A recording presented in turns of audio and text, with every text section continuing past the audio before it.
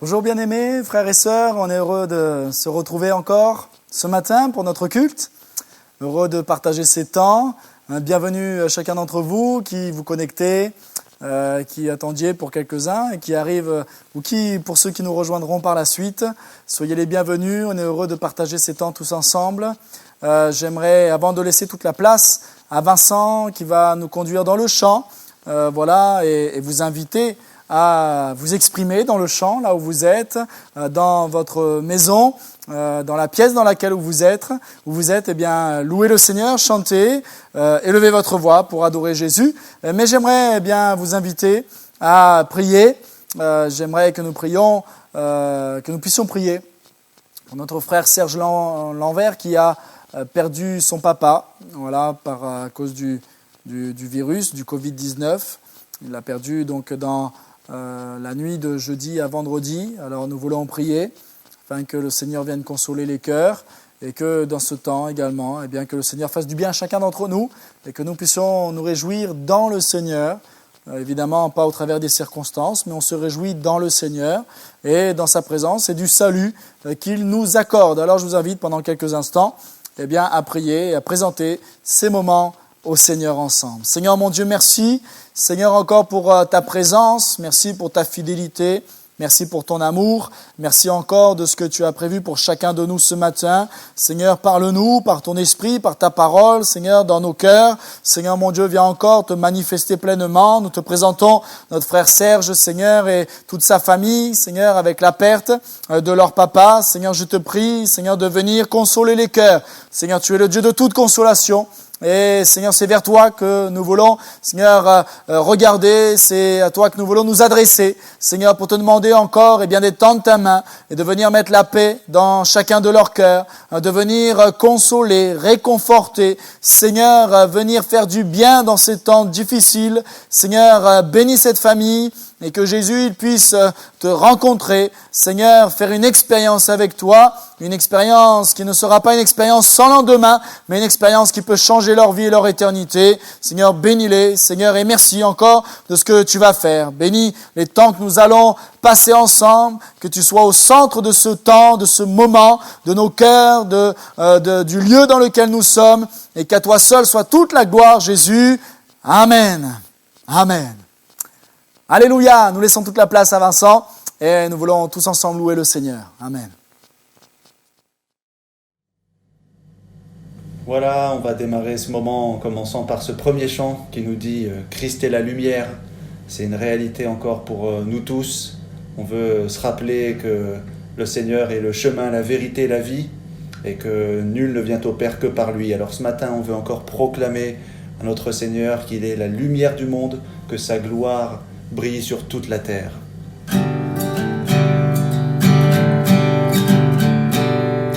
Qui dans la gloire de ton ciel, tu es venu sur terre, Fils aimé du Dieu éternel, tes bras tu as ouverts, ta grâce a bouleversé le cours de notre humanité. Nous crions ensemble victoire. Christ est la lumière du monde, que sa gloire couvre la terre, puissance infinie qui libère, son nom est saint, il est saint, il est saint. Nous les fils et les filles du roi entonnons chaque jour un hymne de gloire.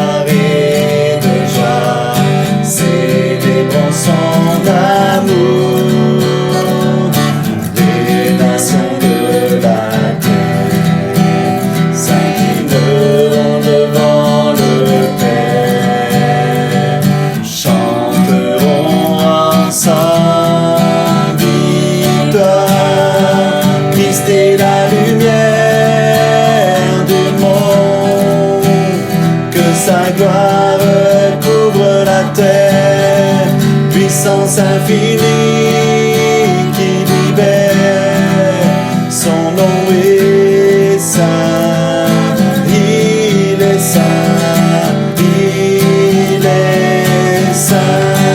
Christ est la lumière du monde, que sa gloire couvre la terre, puissance infinie qui libère, son nom est saint, il est saint, Christ est saint,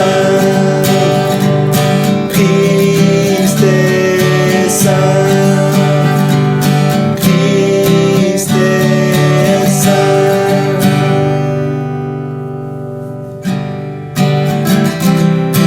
On loue le nom du Seigneur encore ce matin. Proclame ses bontés. Alléluia, que ton nom soit béni, Jésus. Je loue ton nom éternel. Seigneur, je célèbre ta bonté. Quelle joie tu vis en moi. Quelle joie tu viens pour nous sauver. Tu viens du ciel sur la terre, montrer la voie de la terre à la croix, payer pour moi de la croix jusqu'au tombeau et du tombeau jusqu'au ciel. Je loue ton nom éternel. Je loue ton nom éternel. Seigneur, je célèbre ta bonté. Quelle joie tu vis en moi. Quelle joie tu viens pour nous sauver. Tu viens du ciel sur la terre, montrer la voie de la terre à la croix, payer pour moi de la croix jusqu'au tombeau et du tombeau jusqu'au ciel. Je loue ton nom éternel. Tu viens du ciel sur la terre, monter la voie de la terre à la croix, payer pour moi de la croix jusqu'au tombeau et du tombeau jusqu'au ciel. Je loue ton nom éternel. Je loue ton nom éternel.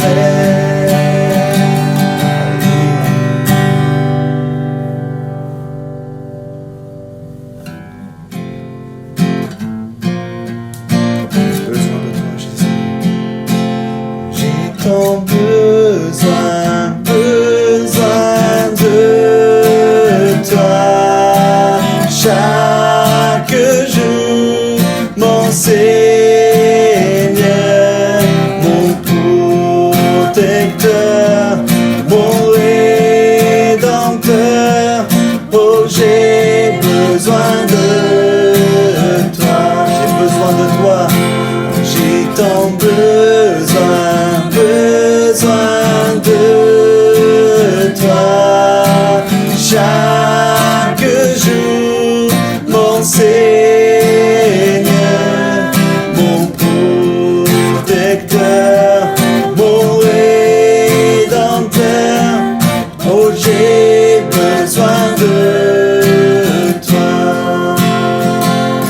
Prosterné, je te laisse toute ma vie à tes pieds. Devant toi, je confesse que tu es le bon berger. J'ai tant besoin, besoin de toi. Chaque jour, mon Seigneur, mon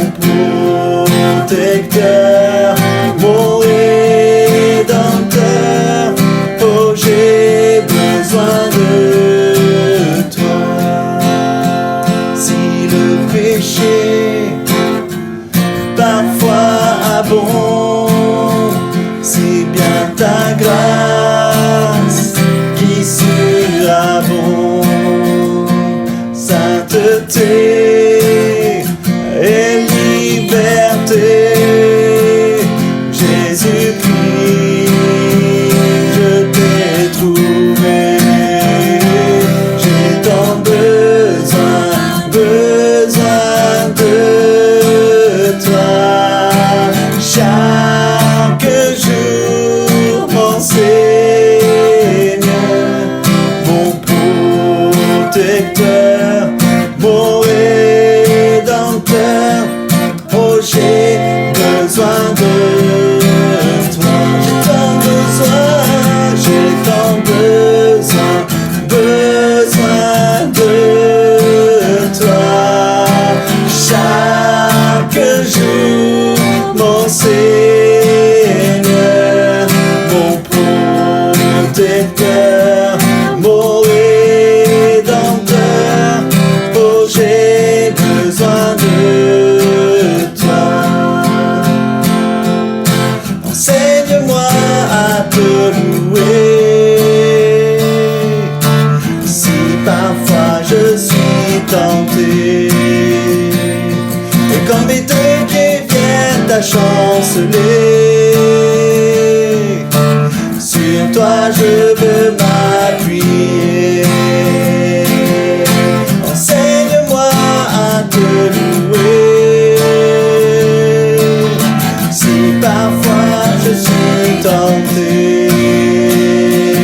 et quand mes deux pieds viennent à chanceler, sur toi je veux m'appuyer. Sur toi je veux m'appuyer. Sur toi je veux m'appuyer. J'ai tant besoin de toi. Chaque jour, mon Seigneur, mon protecteur, mon rédempteur. Oh, j'ai besoin de toi. J'ai tant besoin de toi. Chaque jour, mon Seigneur, mon protecteur, mon rédempteur. Oh, j'ai besoin de toi. Oh, j'ai besoin de toi. Oh, j'ai besoin de toi. Alléluia, Jésus. Merci, Jésus.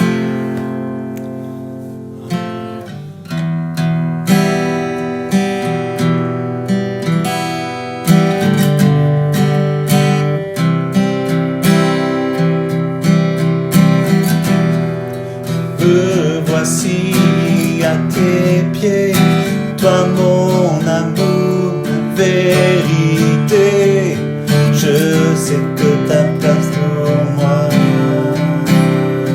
m'attire près de toi. En toi je trouve la liberté. Ma vie à toi je veux donner.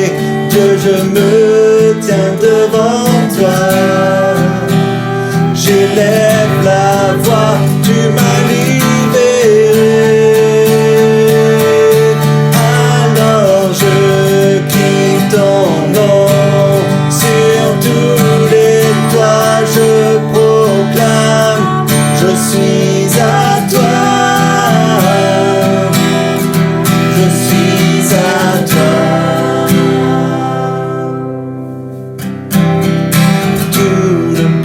Que tu fais pour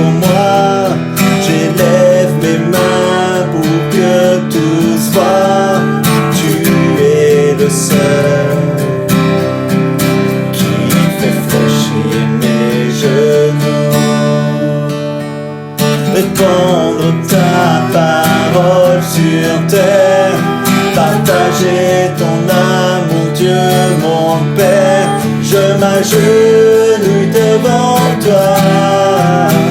J'élève mes mains, tu m'as libéré. Alors je crie ton nom sur tous les toits, je proclame, je suis à toi. Je suis à toi. Tout ce que je suis, je m'abandonne, prends ma vie. Je suis à toi. Je suis à toi. Me voici, Seigneur, les bras grands ouverts, toi qui es le Fils, le Dieu d'éternité, le Dieu d'éternité.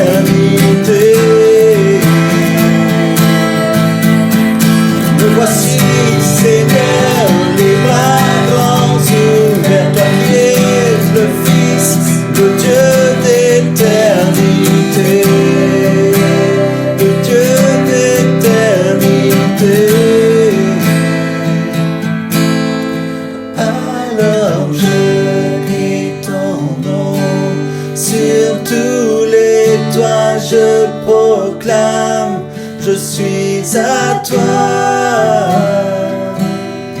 Je suis à toi. Tout ce que je suis, je m'abandonne, prends ma vie. Je suis à toi. Je suis à toi. Alors je crie ton nom sur tous les toits, je proclame, je suis à toi. Je suis à toi. Tout ce que je suis, je m'abandonne, prends ma vie. Je suis à toi. Je suis à toi. Me voici, Seigneur, les bras grands ouverts, toi qui es le Fils, toi l'éternité, le Dieu d'éternité. Me voici, Seigneur, les bras grands ouverts, toi qui es le Fils, le Dieu d'éternité, le Dieu d'éternité.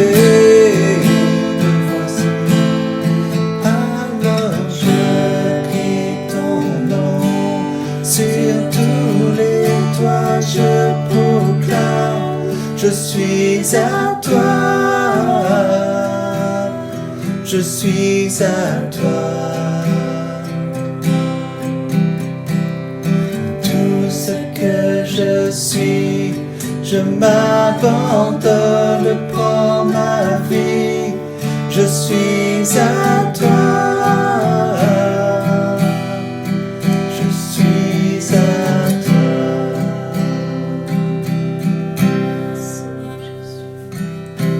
Sonde-moi, oh Dieu.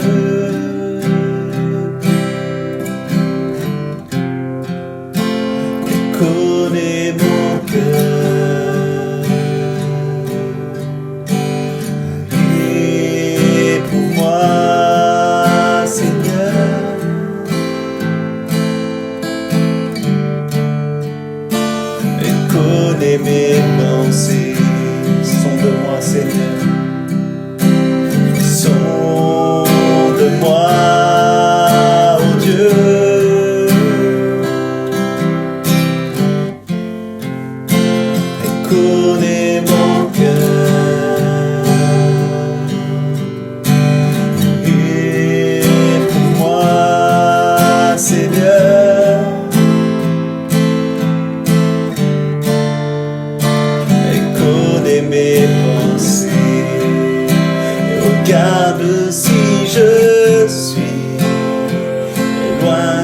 toi.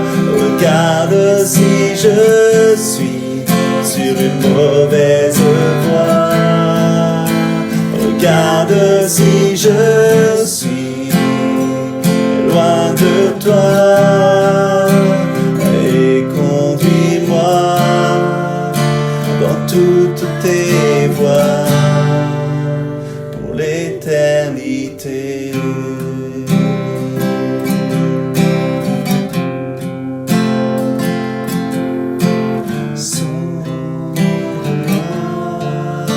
Dieu,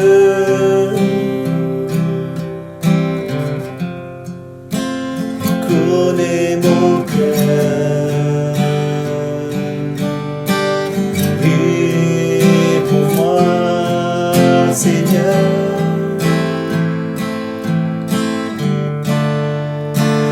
connais mes pensées. Regarde si je suis loin de toi. Regarde si je suis sur une mauvaise voie. Regarde si je suis loin de toi. Et conduis-moi dans toutes tes voies pour l'éternité. Regarde si je suis loin de toi. Regarde si je suis sur une mauvaise voie. Regarde si je suis loin de toi. Et conduis-moi dans toutes tes voies pour l'éternité.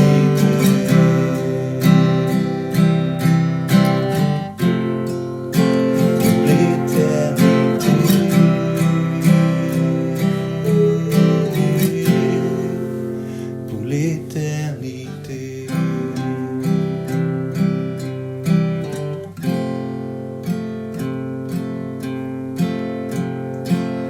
Viens me transformer, viens tout diriger, il prend la place qui te revient.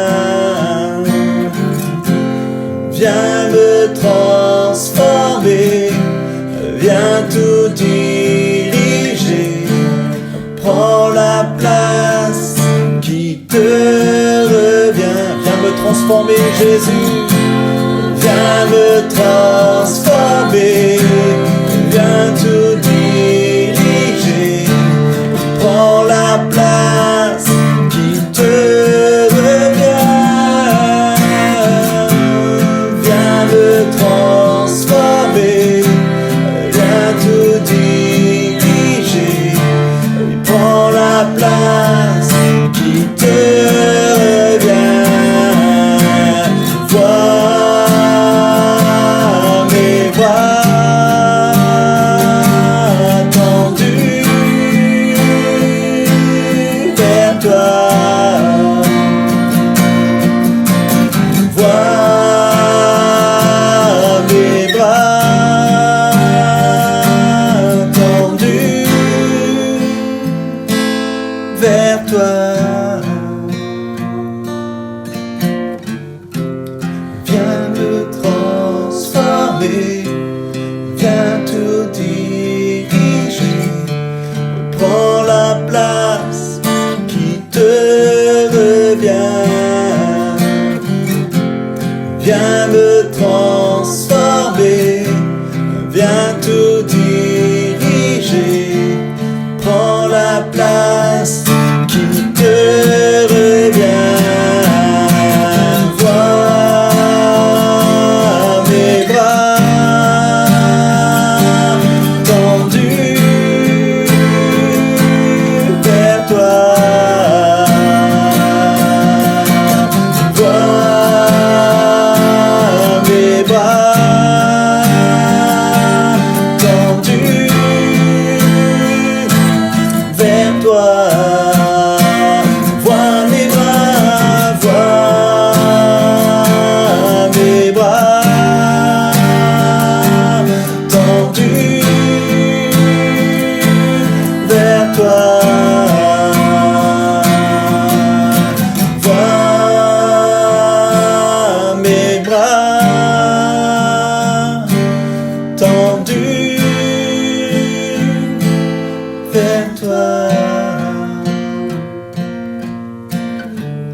Seigneur Jésus, oui, je te demandais encore d'intervenir dans ma vie ce matin, Seigneur. Je te demandais de prendre toute la place qui te revient, Jésus. Parce que tu es le roi de mon cœur, Seigneur. Tu dois régner sur ma vie. Je veux plus de toi dans ma vie, Seigneur. Ce matin, je veux te remercier pour ta présence, Jésus. Merci parce que tu es celui qui est là. Tu es celui qui est à côté de nous chaque jour. Tu es le parfait en toutes choses, Jésus, et parce que tu vas encore bénir ces instants ce matin. Merci, Seigneur, de ce que tu m'as pardonné de mes péchés, Seigneur. Tu m'as racheté un grand prix, Seigneur. Merci, Seigneur, parce que même quand je m'éloigne de ton chemin, Seigneur, toi, tu me ramènes à toi par des cordages d'amour, Seigneur. Merci parce que tu es ce Père parfait en toutes choses, Jésus. Parce qu'il n'y a pas une once de défaut en toi, Seigneur. Ta fidélité est sans pareil, combien j'ai pu l'expérimenter, Seigneur. Merci encore pour tout ce que tu fais dans ma vie, Jésus. Bénis ton peuple ce matin, bénis ton église, Seigneur, et reçois la louange qui t'est due. Alléluia. Alléluia, Jésus. Alléluia. Merci Jésus pour ta fidélité au milieu de ton peuple, Seigneur. Merci Seigneur pour cette unité qu'il y a entre nous, Seigneur. Merci pour ton église, Seigneur Jésus. Merci Seigneur parce que nous sommes appelés enfants de Dieu. Que toute la gloire te soit rendue, mon Seigneur Jésus. Je t'aime de tout mon cœur, Seigneur. Reçois la louange de mon cœur ce matin. Amen. Alléluia, Jésus, tu as tout donné pour chacun. Amen. Faites monter votre voix. Alléluia. Faites monter votre voix, vous qui êtes chez vous. Vous êtes peut-être seul ou en famille. Le Seigneur est présent, chacun, chacune, il a un mot pour chacun, chacune. Mais ce matin, on veut surtout lui apporter notre reconnaissance, la louange qui lui est due. Alors faites monter votre louange. Alléluia, Jésus.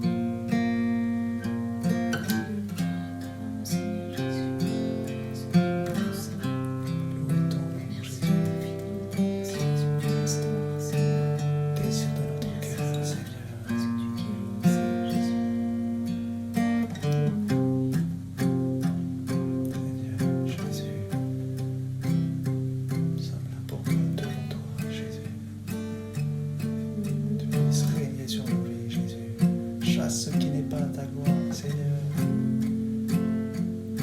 Que tu puisses sonder nos cœurs, Jésus.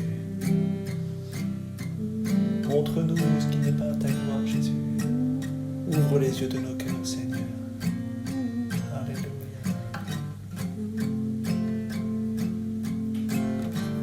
Ça fait besoin de toi, mon Dieu.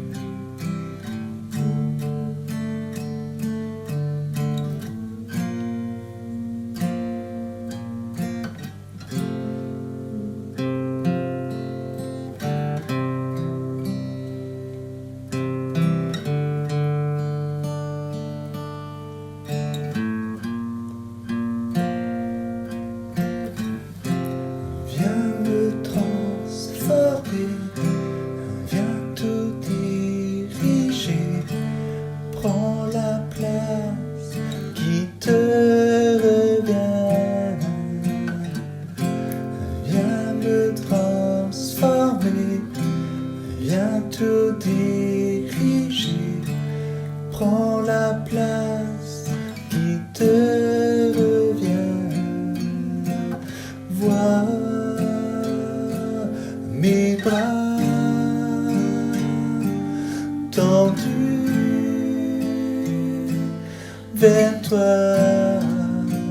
Vois mes bras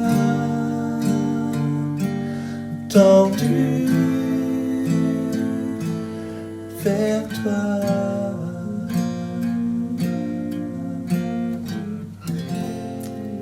Alléluia, amen. Amen. Gloire à Dieu, que le nom du Seigneur soit béni encore ce matin.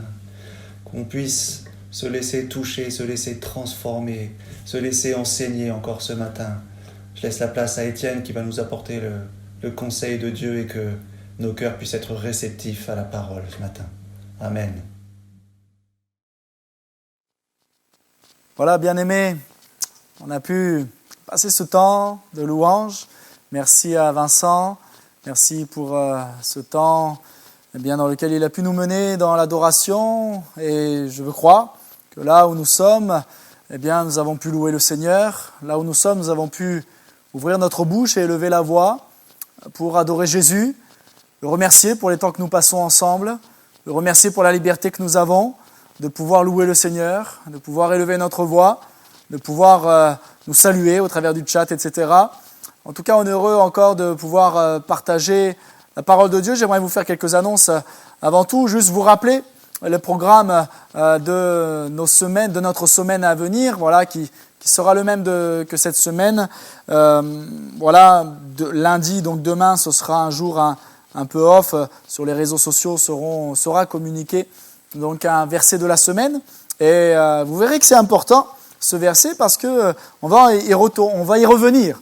En tout cas, quelques instants lors de la prédication. Et puis, mardi soir à 20h, on se retrouve au travers d'une réunion connectée. Donc, une newsletter vous sera envoyée avec le lien où vous pourrez accéder donc, à cette réunion en direct.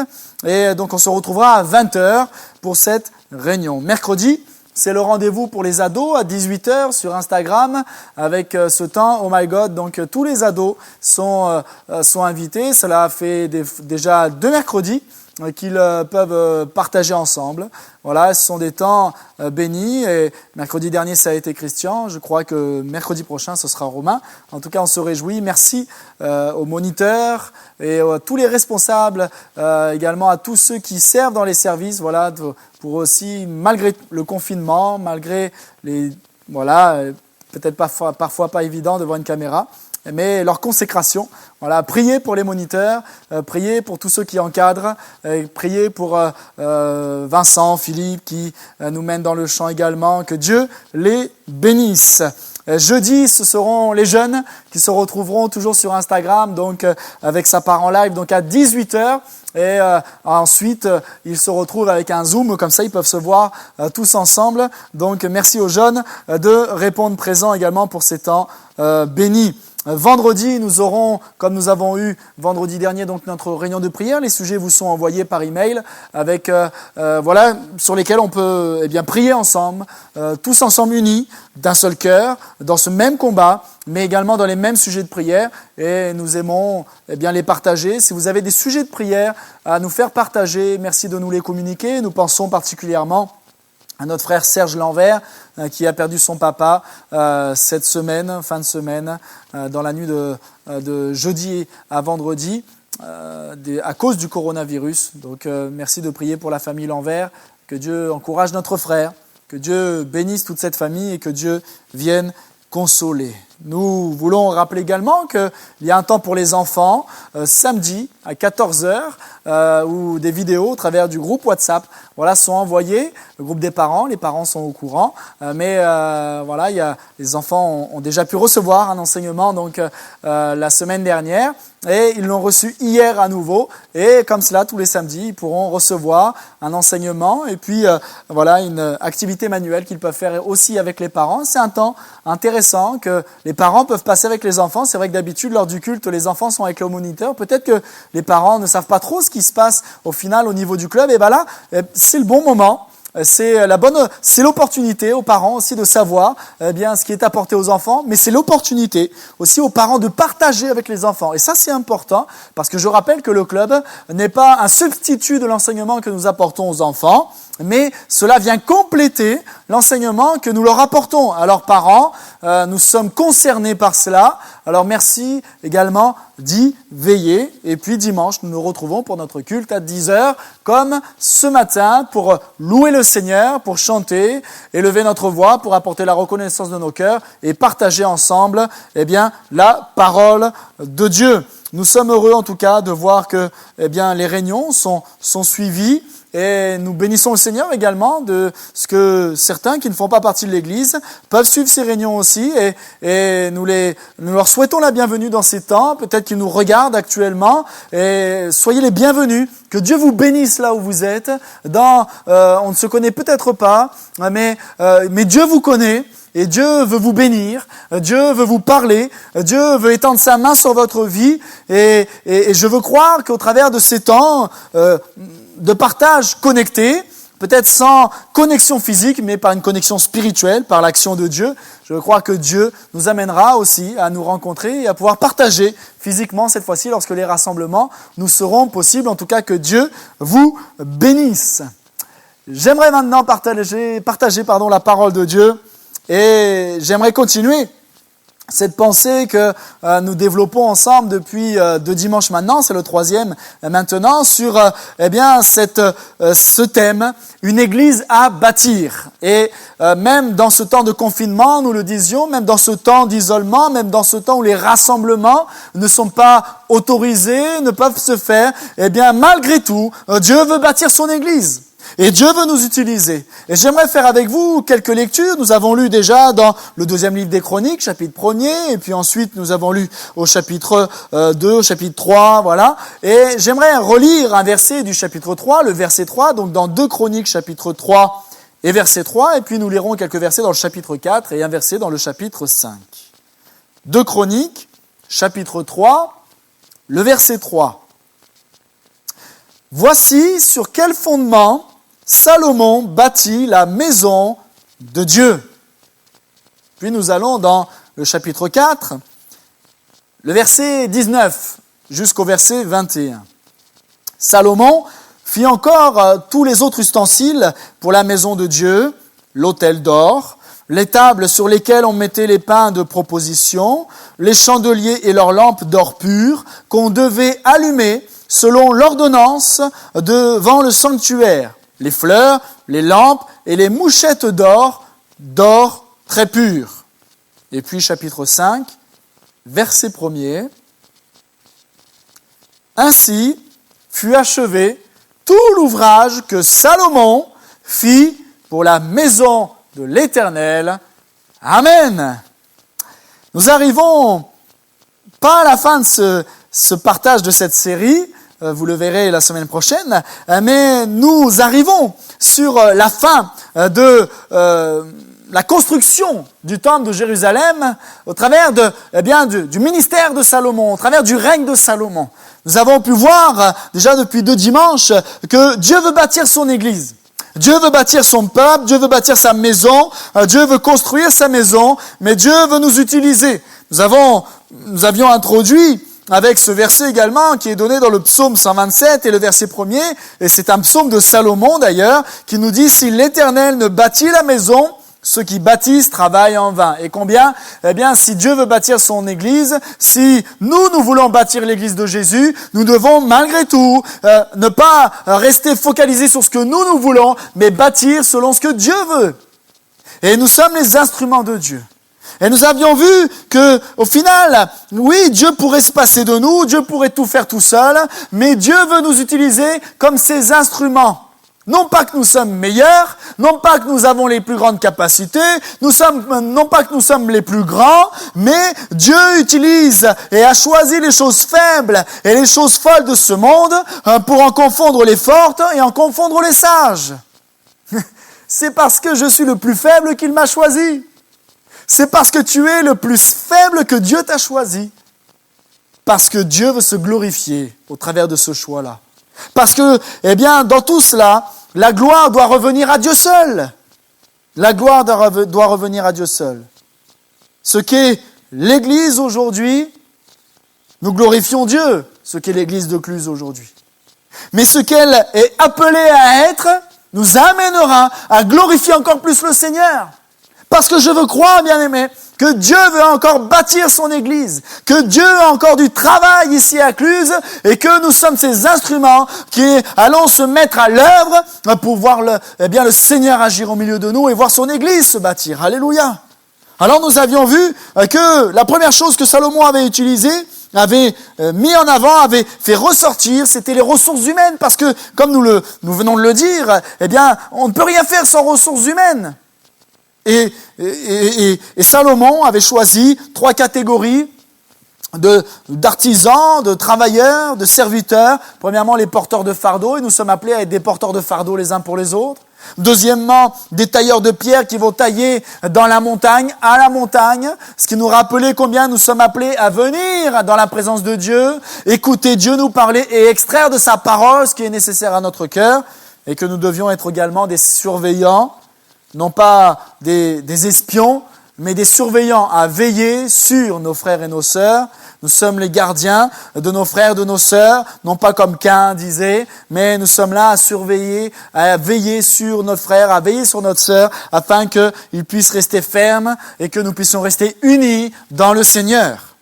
Et puis, nous avions vu la semaine dernière que si les ressources humaines étaient importantes, il était important aussi de savoir où bâtir. Il était important de savoir où bâtir. Le choix du lieu de construction. Et on avait vu que d'abord, eh bien, notre cœur devait être préparé. Notre cœur devait être préparé et Salomon commença à bâtir, il nous est-il dit, et au début du chapitre 3, dans les 2 premiers versets, et nous devons nous mettre à l'œuvre. Commencer, c'est se mettre à l'œuvre. Et nous devons nous mettre à l'œuvre, bien-aimés. Et évidemment, c'est se mettre à l'œuvre dans le temps de Dieu, mais je crois que c'est le temps de Dieu. C'est le temps de Dieu pour notre Église. C'est le temps de Dieu pour nos vallées. C'est le temps de Dieu pour nos villes et villages dans lesquels nous sommes. Et nous devons nous engager, nous mettre à l'œuvre pour aller au bout de l'ouvrage à bâtir, pour aller au bout de l'œuvre que Dieu veut faire. Mais nous voulons bâtir là où Dieu a choisi. Et là où Dieu nous a choisis, et là il nous était parlé du temple qui allait être érigé sur Morija, la montagne de Morija, là où Abraham avait offert, était parti pour offrir Isaac en sacrifice, son fils. Et nous avions vu que Morija et que l'Église ne peut se bâtir si nous ne sommes pas dans l'obéissance, si nous ne demeurons pas dans la foi. Et si nous restons dans l'obéissance et dans la foi, alors Dieu pourvoira, et Dieu enverra les âmes. Alléluia. Et nous voulons croire encore au fait que Dieu va pourvoir et que Dieu va bâtir son Église ici à Cluse, mais nous voulons rester dans l'obéissance et dans la foi afin que Dieu pourvoie. Et puis nous avions vu enfin que le lieu sur lequel nous sommes, les villes dans lesquelles nous sommes, les villages dans lesquels nous sommes, les maisons dans lesquelles nous demeurons, que c'est un lieu à préparer. Et que l'Église est un lieu à préparer. Et nous avions vu que, Salomon était appelé à bâtir sur l'aire d'Ornan. Et là, cela nous ramenait à l'expérience que David avait fait. Là où, au final, il avait ordonné un recensement non voulu de Dieu, mais pour asseoir sa puissance personnelle et non pour, mettre en avant sa foi en Dieu. Et l'orgueil n'est jamais un fondement sur lequel l'Église ne peut se bâtir. Le péché ne sera jamais un fondement sur l'Église, ne pourra demeurer. Et le fondement sur lequel nous devons être, c'est sur l'humilité et sur la repentance. Et peuple de Dieu, nous devons nous repentir.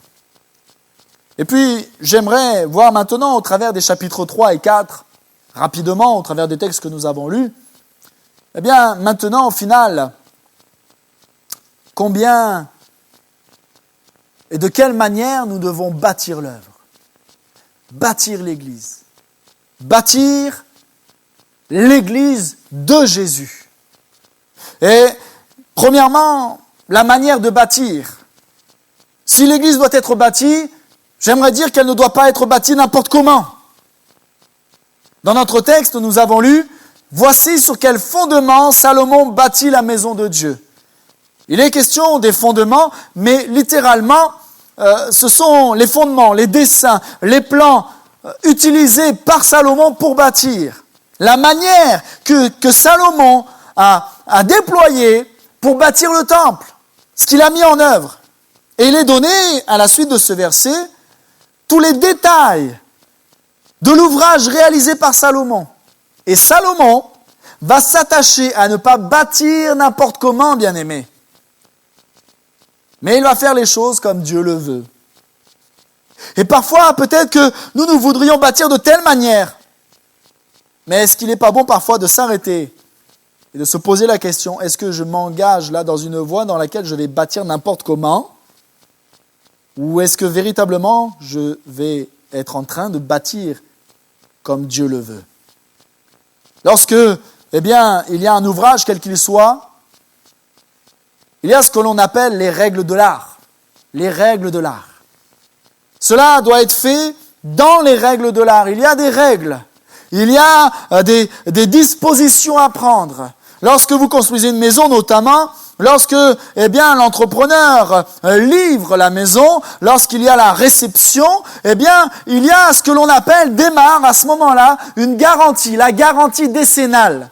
Et pendant ces 10 années, va être mis à l'épreuve la maison, afin de s'assurer que la maison a été construite dans les règles de l'art, et s'assurer qu'il n'y ait aucune malfaçon. Et bien aimé, parfois peut-être lorsque nous bâtissons des choses, lorsque nous mettons à l'œuvre, au début tout semble bien, mais avec le temps les choses s'étiolent peut-être parfois. Parce que nous n'avons pas bâti dans les règles de l'art selon Dieu. Parce que nous n'avons pas bâti sur les bons fondements, de la bonne manière. Et pour bâtir l'église, nous devons faire attention à la manière dont nous bâtissons. Paul dira dans sa première épître aux Corinthiens, en chapitre 3 et le verset 10, « Selon la grâce de Dieu qui m'a été donnée, j'ai posé le fondement comme un sage architecte et un autre a bâti dessus. Mais que chacun prenne garde à la manière dont il bâtit dessus. » Que chacun, c'est un avertissement pour chacun de nous que nous devons nous faire à nous-mêmes et que Dieu nous fait. Que chacun prenne garde à la manière dont il bâtit. Je dois prendre garde à la manière dont je bâtis ma vie, mon service. Mais prends garde à la manière dont tu bâtis ta vie, à la manière dont tu sers Dieu. Prends garde. Et que ce soit de la bonne manière. Ce fondement, nous le savons, sur lequel nous bâtissons, c'est Jésus. Nous l'avons rappelé la semaine dernière. Et faire Jésus notre fondement, c'est nous humilier, nous repentir. Et ainsi, le Seigneur qui est fidèle et juste, nous pardonne de toute iniquité, nous purifie de tout péché. C'est ce que nous rappelle l'apôtre Jean, chapitre 1er, sa première épître, chapitre 1er, au verset 9. Mais on peut poser le bon fondement, bien-aimé. On peut avoir les bonnes ressources. On peut être au bon endroit. Avoir les bonnes fondations, mais si on construit n'importe comment, l'œuvre de Dieu ne s'achève pas. L'œuvre de Dieu n'est pas complète. Nous devons prendre garde à la manière dont nous bâtissons. Salomon a reçu de David son père les détails de la construction et Salomon va s'y attacher pleinement, consciencieusement. Il s'attache à un modèle. Lorsqu'on lit dans le livre précédent, dans le premier livre des Chroniques, dans ce partage entre David et Salomon, David va donner à Salomon toutes les instructions pour construire le temple de Dieu. Il nous est dit dans le chapitre 28, au verset 11, David donna à Salomon, son fils, le modèle. David donna à Salomon, son fils, le modèle. Ce que Salomon doit bâtir doit être la copie, la représentation, la traduction parfaite du modèle qui lui a été confié. Alors, bien-aimés, quel est notre modèle ? On pourrait se poser la question, quel est notre modèle d'église ? Est-ce que nous voulons ressembler à une autre église ? Une église peut-être non loin ou plus loin, qui rencontre un franc succès, qui voit une foule venir, qui a peut-être, matériellement, qui est florissante, qui peut-être au niveau des fruits humains visibles donne l'impression et plaise à Dieu, que ce soit spirituel, mais qu'il y ait une vraie réussite dans le Seigneur. Mais notre modèle, ce n'est pas une autre église, bien-aimée. Nous ne cherchons pas, nous ne devons pas, chercher à ressembler à une autre église. Ce serait une erreur. Si on s'attache à des méthodes, on s'éloignera de ce que Dieu veut bâtir ici. Ça ira pour là-bas. Mais pour ici, c'est pas ce que Dieu veut. Parce que Dieu a des méthodes différentes et un plan différent selon l'endroit où nous sommes et selon l'église où nous sommes. Je ne cherche pas, bien-aimés, une église qui va être dans le coup, selon le modèle de ce monde, ou selon comment nous, charnellement, nous concevons l'église. Mais l'église doit être dans le coup de Dieu, bien-aimés. On peut être dans le coup du monde, mais pas dans le coup de Dieu. Et quelque part, inversement, on peut être dans le coup de Dieu et dans le coup du monde, parce que Dieu bénira et Dieu permettra un souffle de Dieu, un souffle de l'Esprit, et des fruits et des conversions. Et là, il y aura une répercussion localement dans les régions, dans la région dans laquelle nous sommes.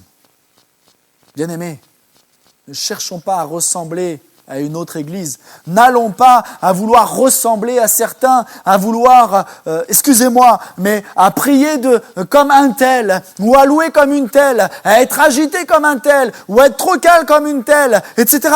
Cherchons à être comme Dieu nous veut. Cherchons à être ce que nous sommes, comme Dieu nous appelle à être.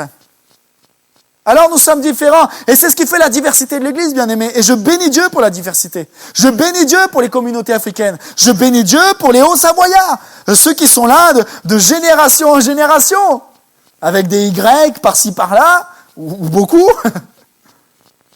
Mais il y a aussi des pièces rapportées, il y a les communautés russes, arméniennes, il y en a qui sont d'origine portugaise, espagnole, italienne, pieds noirs. Que sais-je encore, mais Dieu, se plaît dans cette diversité. Et nous ne sommes pas là à chercher à ressembler à un frère, à une sœur, ou même à quelqu'un d'autre que nous avons peut-être en modèle. Dieu nous veut tels que nous sommes. Sinon, il aurait choisi un qui ressemblerait plus à l'autre. Et de la même manière, Dieu veut son Église de Cluse comme elle est. Mais à s'élever toujours plus, à se bâtir toujours plus haut. Est-ce que de la même manière, on chercherait parfois à ressembler à l'église de Cluse, mais d'il y a 10 ans, 20 ans, 30 ans? Eh bien aimé, ce n'est pas en s'attachant et en voulant recopier les choses du passé non plus. Si bénie et belle soit-elle, bien aimé. Mais ce n'est pas ainsi que nous verrons les choses aller de l'avant. Regarder derrière nous fait reculer. Et pour aller de l'avant, il faut regarder devant. Le verset de la semaine, nous le disions dans les annonces. Est-ce que vous vous rappelez du verset de la semaine? Le verset de la semaine, on le retrouve dans le 2e livre des Chroniques. J'ai plongé mes regards dans ce livre des Chroniques. Donc au final, le verset de la semaine se retrouvait là. Mais on le retrouve dans le 2e livre des Chroniques, chapitre 20, le verset 12. Il nous est dit, « Car nous sommes sans force devant cette multitude nombreuse qui s'avance contre nous, et nous ne savons que faire. Mais nos yeux sont sur toi. » Josaphat est roi de Juda, et il voit venir contre son peuple une armée nombreuse, une multitude. La coalition de 3 peuples qui viennent se liguer ensemble et qui se liguent ensemble et qui viennent faire la guerre pour envahir le royaume de Juda. Et Josaphat va prier. Et lorsque nous lisons ce texte, nous voyons que le peuple entier va prier. Et il réalise 3 choses. Premièrement, il réalise leur faiblesse. Nous sommes sans force. Nous sommes sans force.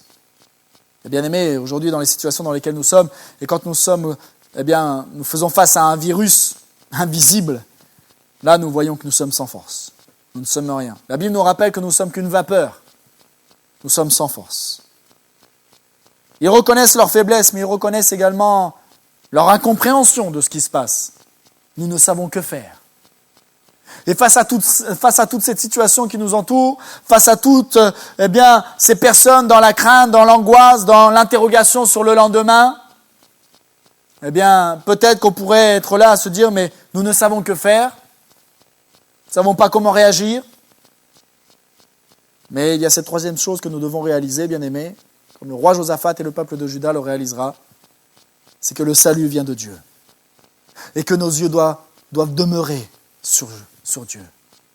La parole nous rappelle Eh bien, que pour voir l'œuvre de Dieu se manifester, nous devons avoir les yeux sur Jésus.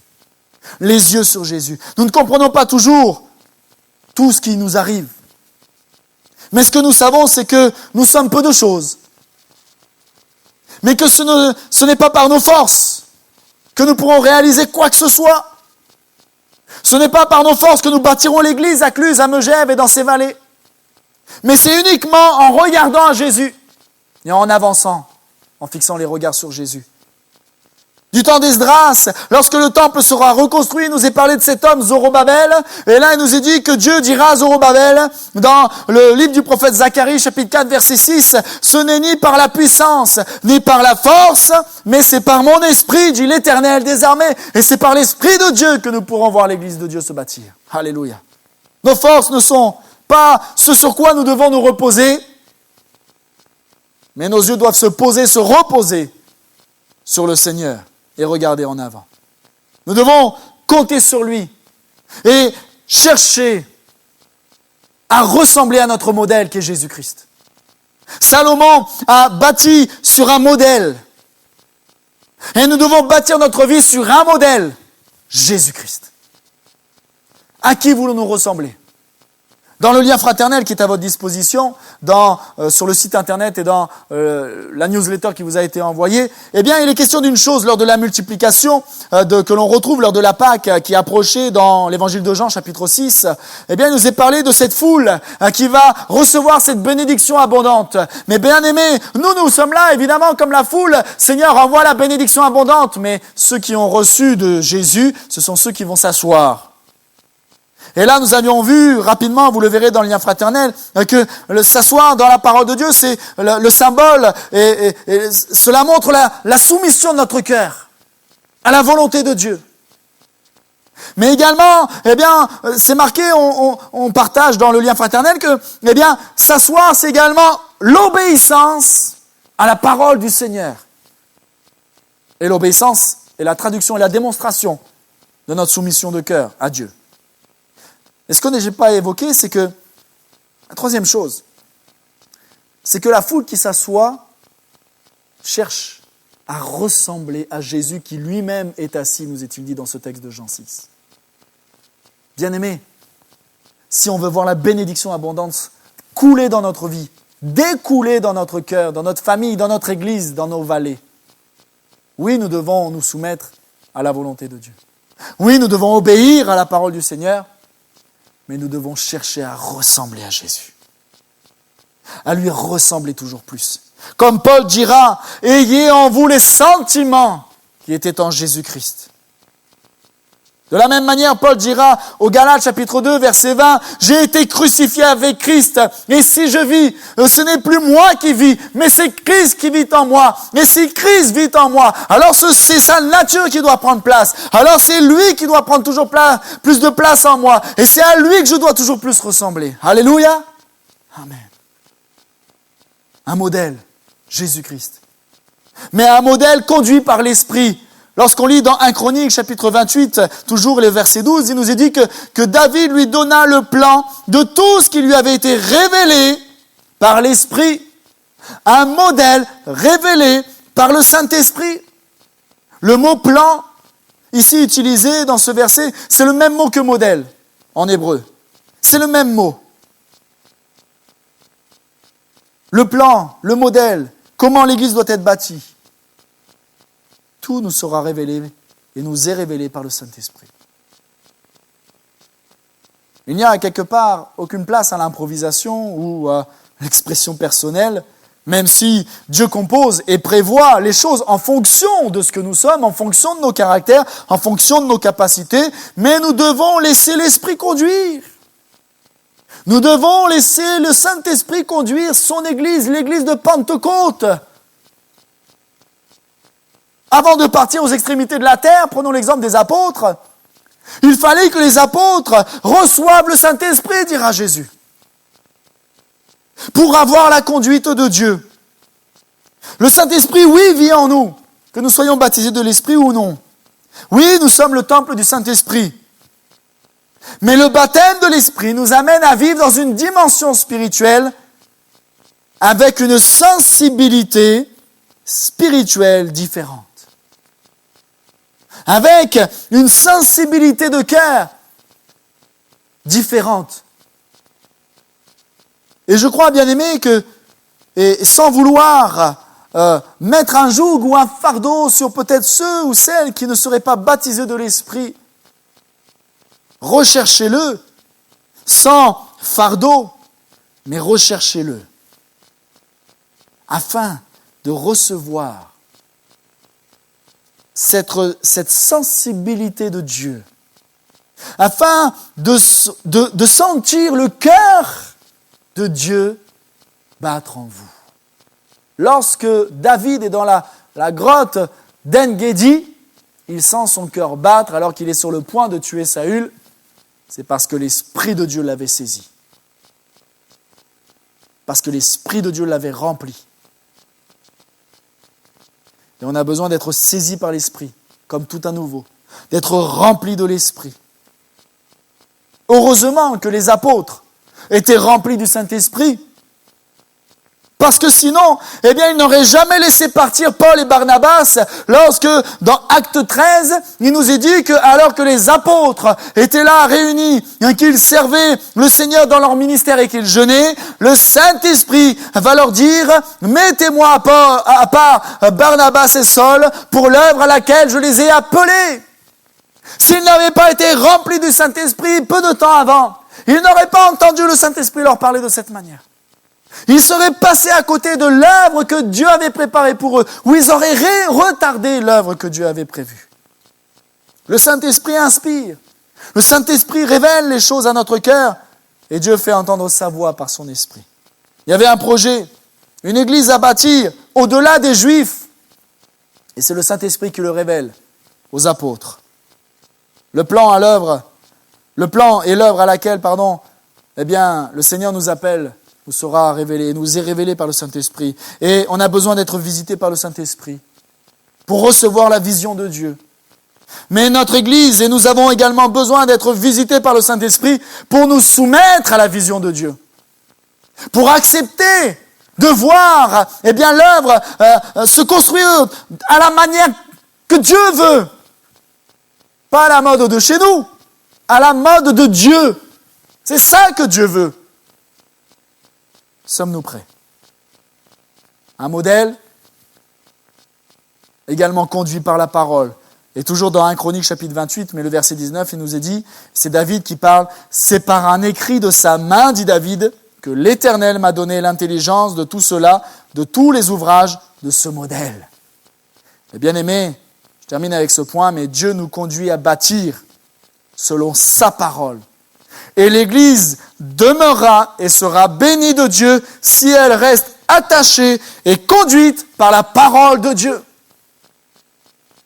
L'Église de Philadelphie, cette Église qui sera bénie, lorsque nous lisons dans le livre de l'Apocalypse, cette Église qui va être bénie de Dieu et voir une porte de bénédiction s'ouvrir, c'est parce que Jésus dira, parce que tu as gardé ma parole.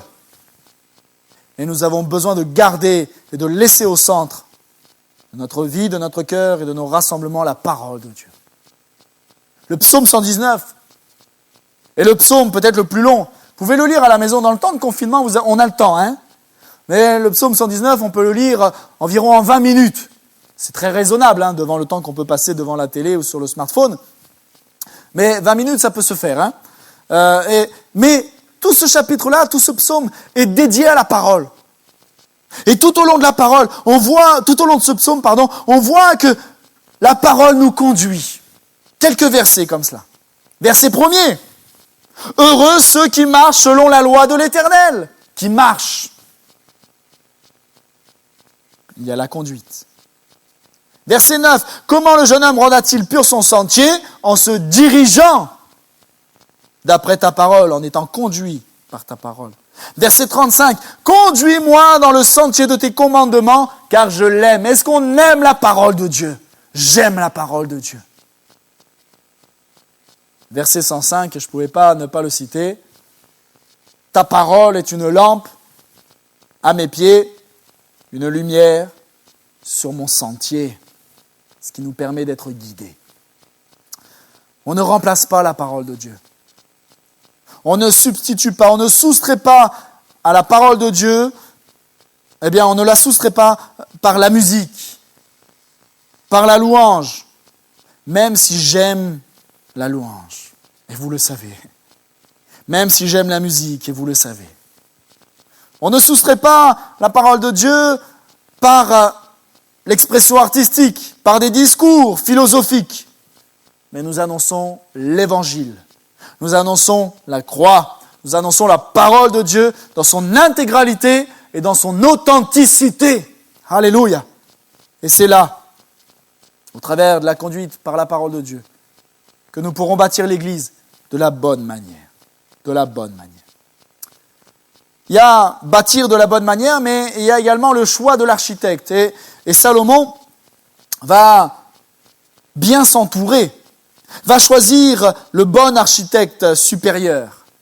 Il nous est parlé de cet homme Huram, qui va être choisi pour ses qualités, nous allons y revenir. Mais Salomon a su s'entourer et collaborer avec des personnes qui eux-mêmes savaient collaborer. Savons-nous collaborer?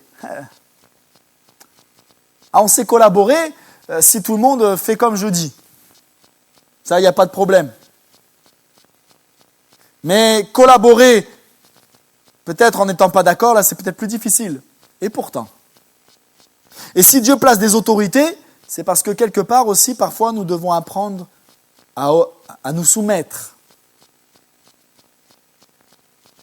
aux autorités voulues de Dieu.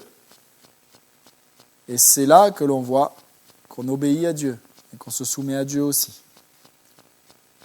On avait parlé lors de notre premier volet des tailleurs de pierre, de ces artisans.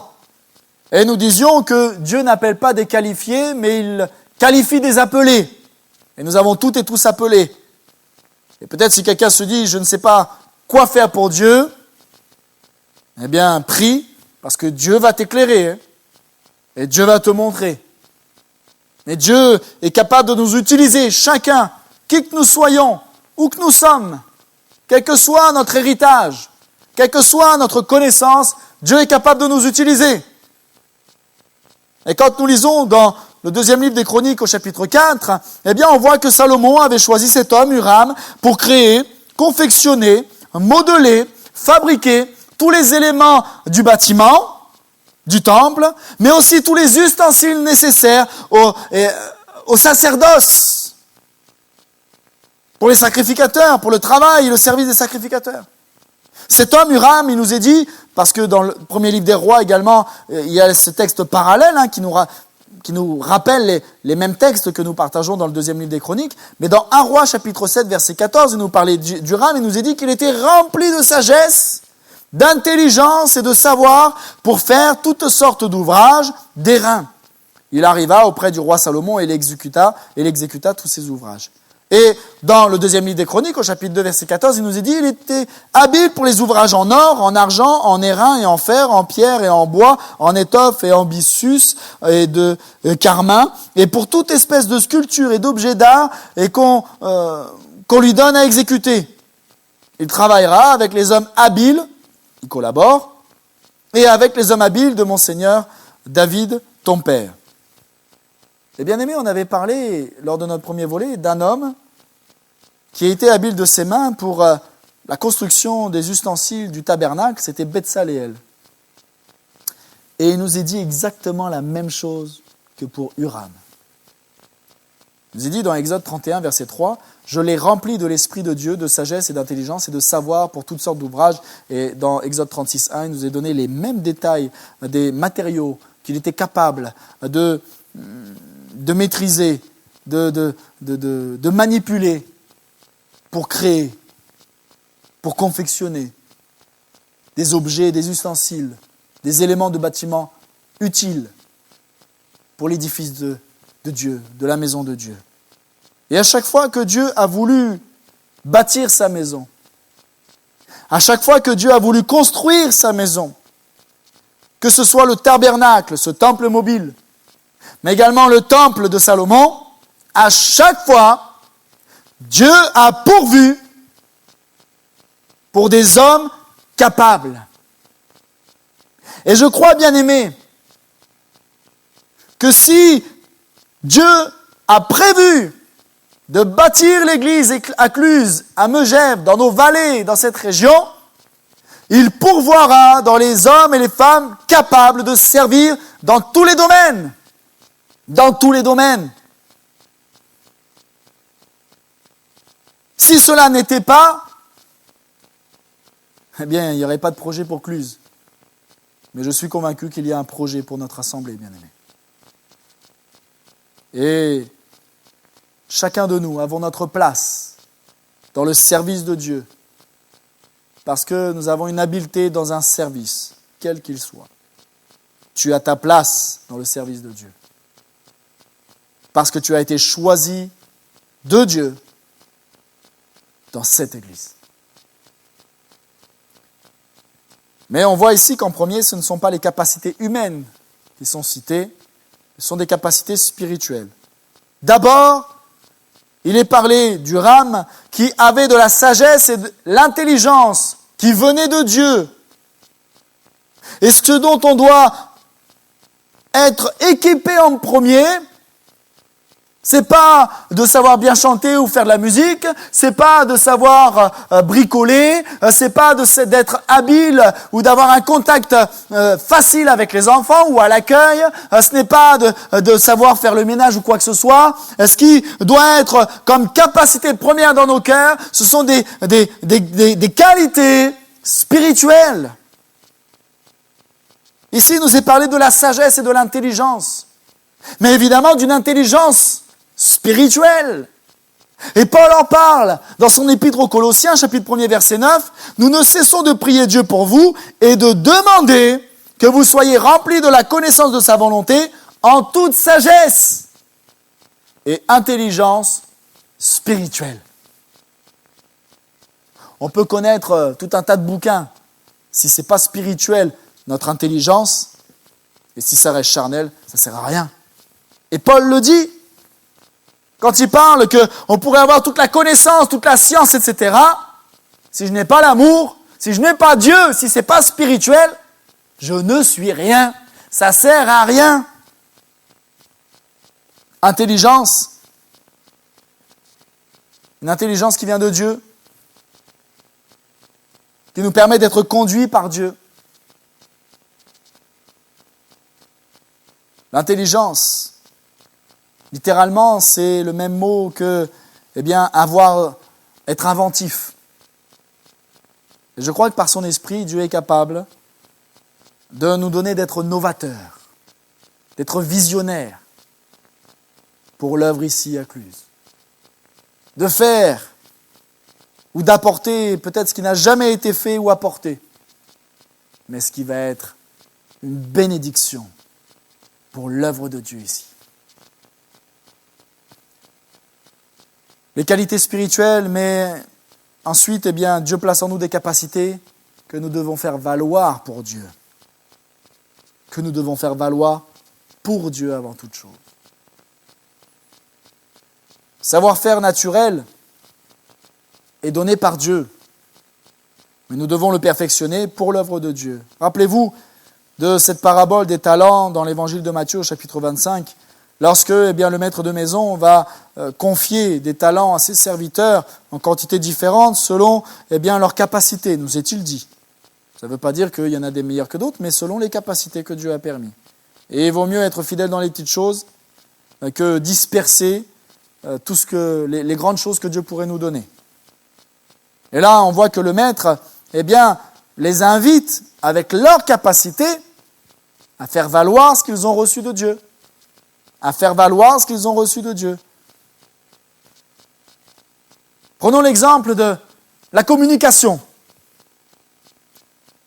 Peut-être que la communication, les réseaux sociaux, le logo, le site internet, etc., tout cela semblait peut-être inutile pour bon nombre d'entre nous, mais bien aimés, aujourd'hui plus que jamais, nous voyons l'importance et l'utilité de cet outil qui permet à son Église de Cluse, de Megève et des alentours de pouvoir continuer à se bâtir et de se rassembler ensemble. Et je bénis le Seigneur pour les capacités que Dieu a données aux frères et sœurs qui s'occupent de cela et qui permettent la retransmission de nos réunions, qui permettent l'envoi de ces informations par email et de pouvoir et de s'assurer à ce que tout le monde soit maintenu au fait de la vie de l'Église. Mais évidemment que tout cela n'est pas pour notre gloire, nous restons les instruments de Dieu, parce que le divin architecte, c'est le Seigneur. Le divin architecte, c'est le Seigneur. C'est Dieu qui a créé l'univers. C'est Dieu qui a créé le ciel et la terre. C'est Dieu qui a placé les étoiles d'une manière savante, divine, inspirée. C'est Dieu qui a donné des limites aux mers et aux océans. C'est Dieu qui a créé les animaux, qui a créé la nature. C'est Dieu qui a créé l'homme et qui a insufflé la vie en Adam, puis dans Ève. Mais Dieu donne des capacités aux hommes. Et nous devons les faire valoir pour l'œuvre de Dieu. Et je termine. Nous devons aussi se mettre à l'œuvre et collaborer et laisser d'abord les capacités spirituelles, prendre le pas sur les capacités humaines, charnelles, mais faire valoir les capacités humaines que Dieu donne. Il y a dans le chapitre 4 et les versets 19 à 21 les ustensiles qui reviennent et qui sont pour moi, il me semble, des plus importants pour le sacerdoce, pour le sacrifice, pour le service des sacrificateurs. Je relis pour vous, dans 2 Chroniques chapitre 4 versets 19 à 21, Salomon fit encore tous les autres ustensiles pour la maison de Dieu, l'autel d'or, les tables sur lesquelles on mettait les pains des propositions, les chandeliers, leurs lampes d'or pur qu'on devait allumer selon l'ordonnance devant le sanctuaire, les fleurs, les lampes et les mouches d'or très pur. L'ordonnance devant le sanctuaire était que les chandeliers et les lampes ne devaient jamais s'éteindre. Et ce qui devait être continuellement en service, c'était les lampes. C'était les lampes. Il nous est dit dans le livre du Lévitique, au chapitre 24, verset 2, « Ordonnance aux enfants d'Israël de t'apporter pour le chandelier de l'huile pure d'olive concassée, afin d'entretenir les lampes continuellement. » Continuellement, les lampes devaient être allumées. Continuellement, elles devaient être entretenues. Ça nous rappelle la parabole des vierges, des 10 vierges. Continuellement, cette lampe devait être allumée. Et il y avait les chandeliers sur lesquels il y avait les lampes et tout était en or pur. Mais il y avait cet ustensile également, peut-être vous demandez ce que c'est, les mouchettes. Voilà, et les mouchettes en fait ce sont des pinces qui étaient utilisées pour couper les mèches des lampes qui étaient brûlées et qui ne servaient plus. Parce que, si on ne coupait pas les mèches brûlées, cela diminuait la flamme et ça mettait en péril, la tenue de la lumière et la lampe allait s'éteindre. Cela nous ramène à ce verset que le prophète Ésaïe pourra dire au chapitre 42, verset 3, que Dieu ne brisera pas le roseau froissé et n'éteindra pas la mèche qui brûle encore. Il annoncera la justice selon la vérité. Le lumignon qui fume, le lumignon, c'est cette petite flamme usée sur le point de s'éteindre, mais si humainement on serait tenté de l'éteindre, Dieu veut l'entretenir. Mais Dieu veut nous amener à l'entretenir également. Couper ce qui est nécessaire pour redonner vie à la flamme du don de Dieu. Et Dieu veut que notre flamme brûle. Dieu veut que ta flamme brûle, bien-aimé. Que notre flamme brille continuellement. Rappelez-vous que le premier temple construit, c'est notre vie. L'apôtre Paul le rappelle que nous sommes une habitation de Dieu en esprit. Et il dira que votre corps est le temple du Saint-Esprit. Et ce qui doit être entretenu dans ce temple, dans le temple de l'Église, au travers de nous, c'est la lumière de Christ. Est-ce que nous brillons là où nous sommes? Est-ce que Jésus brille en nous? Briller au milieu des ténèbres, ce à quoi nous sommes appelés. Avant le temple, et même avant le tabernacle, le peuple de Dieu était en Égypte, le peuple hébreu, et là il va y avoir toutes les plaies d'Égypte, toutes les plaies qui vont s'abattre sur l'Égypte, mais le peuple de Dieu était préservé. Et il nous est dit à un moment donné qu'il va y avoir cette plaie avec les ténèbres. Et dans Exode chapitre 10, et à partir du verset 22, il nous est dit, Moïse étendit sa main vers le ciel, il y eut d'épaisses ténèbres dans tout le pays d'Égypte pendant 3 jours. On ne se voyait pas les uns et les autres. Et personne ne se leva de sa place pendant 3 jours. Il y avait un confinement. Plus personne ne bouge pendant 3 jours. Nous, ça dure un peu plus longtemps. Mais c'est la même pensée, bien aimé. Mais il nous est dit quoi ? Mais il y avait de la lumière dans les lieux où habitaient tous les enfants d'Israël. Ce qui doit faire la différence, bien aimé, dans ce temps dans lequel où plus personne ne bouge. Dans le temps peut-être dans lequel on pourrait, les hommes pourraient avoir peur de la mort, des ténèbres, des choses, de ce virus qui pourrait angoisser. Eh bien, ce qui doit faire la différence, c'est que l'Église de Jésus, là où elle est, elle doit briller, bien aimé. L'Église, le peuple de Dieu ici en Égypte, brillait. Il y avait de la lumière dans les lieux où habitaient tous les enfants d'Israël. Est-ce qu'il y a de la lumière là où tu habites ? Alors, va pas appuyer sur l'interrupteur, c'est pas cette lumière-là, évidemment. Mais est-ce qu'au travers de nous, la lumière brille ? Là où nous habitons, dans les maisons où nous habitons, au milieu des ténèbres, dans ce temps où les évangéliques sont stigmatisés, dans un contexte un contexte délétère, dans lequel, eh bien, la mort est en trame de fond. Est-ce que ce n'est pas dans ce temps-là que l'Église doit briller ? Ce n'est pas un lieu qui doit nous faire briller. Ce n'est pas le lieu dans lequel les Hébreux étaient qui fait qu'il y avait de la lumière, mais c'est parce que le peuple hébreu était dans ces lieux que la lumière était. Eh bien aimés, nous ne brillons pas au travers de l'église du bâtiment, mais l'église doit briller au travers de nous. L'église doit briller au travers de nous. Et Jésus dira dans l'évangile de Luc, chapitre 11, verset 35, « Prends donc garde que la lumière qui est en toi ne soit ténèbres. » Encore un avertissement, prends garde à la manière dont tu bâtis, mais prends garde à ce que la lumière qui est en toi ne soit pas ténèbres. Ne t'illusionne pas. Ne crois pas, ne te convainc pas toi-même, mais que ce serait de la lumière alors que c'est les ténèbres, parce que c'est les péchés, ou tout simplement parce que Jésus n'y est plus, parce que Jésus ne brille plus.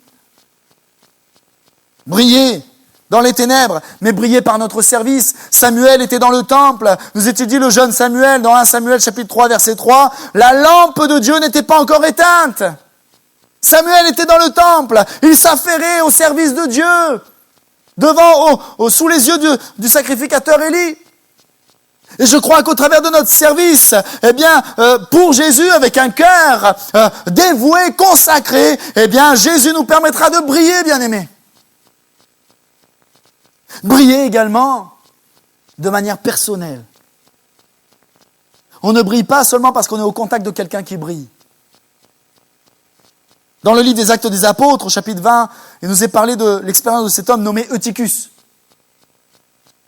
Et il nous est dit, d'Eutychus, vous connaissez l'histoire, qu'il était sur le bord de la fenêtre et il va s'endormir alors que Paul prêchait. Je ne sais pas si ce moment-là, Paul n'était pas intéressant, je ne crois pas. Mais Eutychus, voilà, est l'image de celui qui est partagé. On le voyait aussi mardi lors de notre réunion de partage. Mais Eutychus était partagé entre l'extérieur et l'intérieur, etc. Il va tomber du 3e étage, il va mourir, mais Paul va descendre, il va le prendre dans les bras, il va prier pour lui et il dit, il va se réjouir de ce que l'âme était en lui et il va remonter prêcher jusqu'au lever du soleil. Alléluia. Donc on en a jusqu'au lever du soleil, c'est le matin, ça tombe bien, mais on en a pour un moment. Mais il nous est dit quoi ? Actes chapitre 20, verset 8. Là où Eutychus était, il y avait beaucoup de lampes dans la chambre haute où nous étions assemblés. Il y avait peut-être les lampes physiques, mais moi je veux croire qu'il y avait beaucoup de lampes parce qu'il y avait beaucoup de personnes qui brillaient dans ce lieu. Et l'église ne doit pas briller seulement parce qu'elle est éclairée électriquement, mais l'église doit briller parce que demeure au sein de l'église la lumière du monde. Jésus le dira, vous êtes la lumière du monde. Parce qu'en vous réside la lumière du monde, Jésus-Christ. Jésus-Christ. Nous devons briller personnellement. Dans nos maisons, je termine avec ça. Briller dans nos maisons. L'exemple de la parabole de la lampe.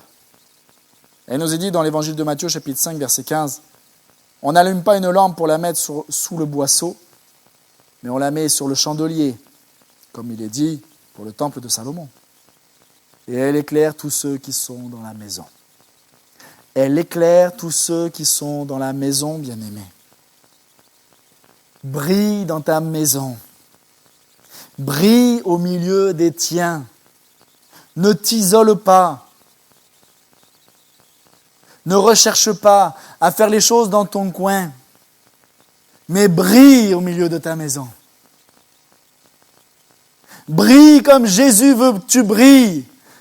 Brille, essaye d'imaginer ce que ferait Jésus dans ta maison, à ta place. Essaye de retranscrire et de repenser à ce que Jésus a fait dans les évangiles, dans les maisons dans lesquelles il est allé, que ce soit dans la maison de cette fratrie à Béthanie, que ce soit chez les gens appelés de mauvaise vie, comme cet homme Zachée, etc., que ce soit chez ce pharisien, et une femme pécheresse viendra vers Jésus, etc. Mais Jésus a été là et il a brillé. Partout dans les maisons où il est passé. Et Dieu veut que tu brilles partout. Mais il veut que tu brilles dans ta maison. Il veut que tu brilles dans ta maison. 2 Chroniques, chapitre 5, verset 1er. Je conclus. Ainsi fut achevé tout l'ouvrage que Salomon fit pour la maison de l'Éternel. Le point final de l'ouvrage de Dieu, de la maison de Dieu, c'est cette lumière qui doit briller. De la même manière que s'il y a les ressources, que s'il y a le lieu choisi de Dieu, s'il y a le fondement, si on construit de la bonne manière, mais bien aimé, si on ne brille pas dedans, ça sert à rien. Ça sert à rien. Le point final, ce qui achèvera l'œuvre de l'Église, édifiée, fortifiée, implantée, c'est qu'elle brillera. Pas par sa superbe, pas par sa beauté extérieure, architecturale, mais parce qu'elle sera composée de lampes. Tu es une lampe, je suis une lampe, et nous devons briller, bien-aimés. Que le nom du Seigneur soit béni. Amen. Seigneur mon Dieu, merci encore pour ce temps, Seigneur, dans lequel nous avons pu considérer l'ouvrage que tu veux accomplir ici à Cluse et que tu nous invites à accomplir pour toi. Seigneur, donne-nous de briller là où nous sommes. Donne-nous de bâtir de la bonne manière. Donne-nous de servir dans la collaboration, mais en recherchant d'abord les qualités spirituelles. Mais donne-nous de briller, afin que ton Église soit vue. Et cet impact, Seigneur, dans les villes dans lesquelles tu nous as placés, afin que ton œuvre se bâtisse toujours plus grande, plus haute, plus forte, plus loin. Merci de bénir, Seigneur, chacun de nous qui partageons ensemble ce temps. Tu bénis les familles que nous représentons. Tu bénis tous les bien-aimés qui sont là derrière leur écran maintenant. Et Seigneur, tu étends ta main sur chacun d'elles, sur leur époux, épouse, sur leurs enfants, sur leurs parents, sur leur foyer, sur leur famille tout entière. Manifeste-toi, Seigneur, au milieu de nous et utilise-nous pour ta gloire. Amen. Amen. Gloire à Dieu. Que le nom du Seigneur soit béni. On se retrouve mardi pour notre réunion de partage. Que Dieu vous bénisse, que Dieu vous garde et brillons. Au milieu, dans le contexte dans lequel nous sommes, brillons et que le nom du Seigneur soit glorifié. À mardi, que Dieu vous bénisse. Au revoir.